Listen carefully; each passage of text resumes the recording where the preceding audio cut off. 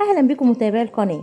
النهارده معانا فيديو جديد وخبر جديد عن الفنانه الجميله سلمى ابو ضيف، اللي فاجئت جمهورها النهارده باعلان خطوبتها من ادريس عبد العزيز وهو من خارج الوسط الفني.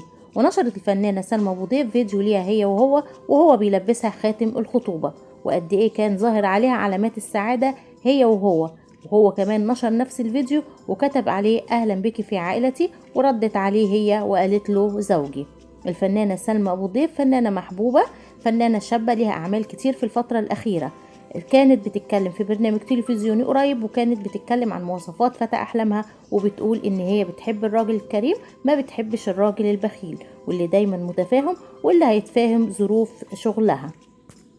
وظهرت سلمى أبو ضيف بإطلالة بسيطة جدا، فستان أبيض وعليه جاكيت بني. الفنانة سلمى أبو ضيف عمرها دلوقتي 31 سنة.